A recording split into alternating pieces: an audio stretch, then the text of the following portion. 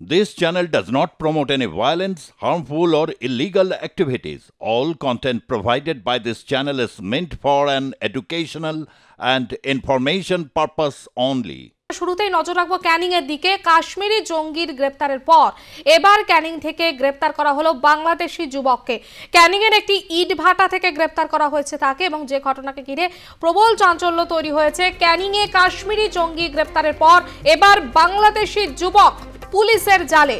বেশ কিছুদিন আগে ক্যানিং হাসপাতাল পাড়া এলাকা থেকে কাশ্মীরের এক জঙ্গিকে গ্রেপ্তার করেছিল পুলিশ, এবং এবার বাংলাদেশি যুবককে গ্রেপ্তার করা হয়েছে। ক্যানিং এর ইটভাটা থেকে গ্রেপ্তার হলো বাংলাদেশি এক যুবক, এবং ঘটনা প্রকাশ্যে আসতেই ব্যাপক চাঞ্চল্য ছড়িয়ে পড়ে।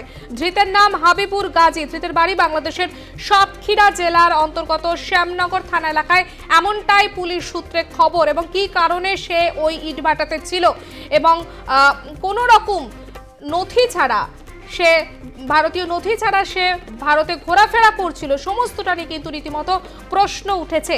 সমস্তটা নিয়ে আমরা কথা বলবো। আমাদের সঙ্গে টেলিফোন লাইনে রয়েছে আমাদের প্রতিনিধি বিশ্বজিৎ নস্কর। বিশ্বজিৎ, এখনো পর্যন্ত কি জানা যাচ্ছে?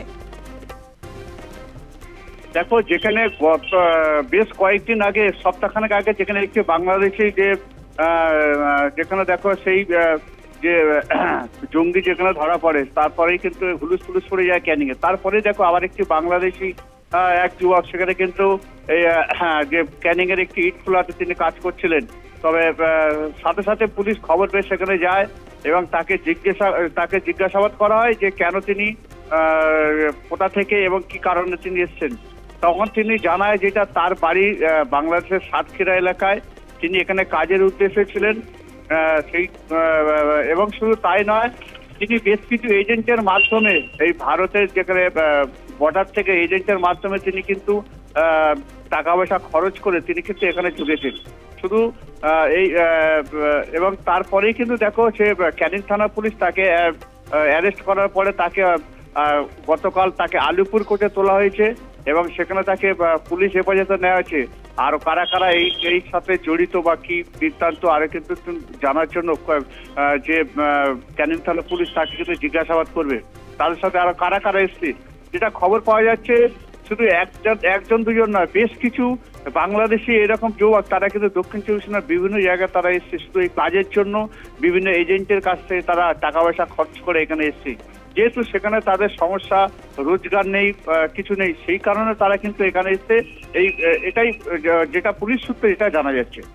কিন্তু বিশ্বজিৎ, বাংলাদেশের যে বর্তমান পরিস্থিতি, তারপর ভারত বাংলাদেশে সীমান্ত যথেষ্ট আঁটোসাঁটো করা হয়েছে বিএসএফ এর তরফ থেকে, তারপরও কিভাবে তারা ভারতে প্রবেশ করছে এই প্রশ্নটা কিন্তু থেকেই যাচ্ছে। একদম এই প্রশ্ন থেকে যাচ্ছে, কারণ দেখো এত কড়া সিকিউরিটি যেখান থেকে কিন্তু আগে কিন্তু এতটা কড়া নিরাপত্তা ছিল না। সেখানে কিন্তু এজেন্টরা তাদের সাথে বিএসএফ বা বাংলাদেশ বিজিবির সঙ্গে তারা একটা তাদের সাথে কথা বলে কিন্তু টাকা পয়সা খাইয়ে সেখানে কিন্তু পার করতো। কিন্তু এখন দেখো প্রচন্ড কড়া সিকিউরিটি, তার মধ্যেও শস্যের মধ্যে ভূত লুকিয়েছে বলে যেটা মনে করা হচ্ছে, কিভাবে সেখান থেকে কিন্তু পারাপার হয়। তবে যেহেতু দেখো এখনো পর্যন্ত কিন্তু পশ্চিমবাংলার যেটা সাথে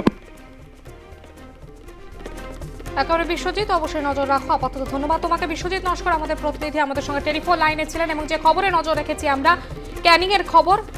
ক্যানিং এ কাশ্মীরি জঙ্গি গ্রেপ্তারের পর এবার বাংলাদেশি যুবক পুলিশের জালে। বেশ কিছুদিন আগে ক্যানিং হাসপাতাল পাড়া এলাকা থেকে কাশ্মীরের এক জঙ্গিকে গ্রেপ্তার করেছিল পুলিশ, এবং তখনও ব্যাপক চাঞ্চল্য ছড়িয়েছিল। এবার বাংলাদেশি যুবক এবং যে অবৈধভাবে ভারতে প্রবেশ করেছে, কিন্তু সীমান্তের নিরাপত্তা এত আঁটোসাঁটো থাকা সত্ত্বেও কিভাবে অবৈধভাবে ভারতে প্রবেশ করছে বাংলাদেশিরা, সেই প্রশ্নটা কিন্তু থেকেই যাচ্ছে।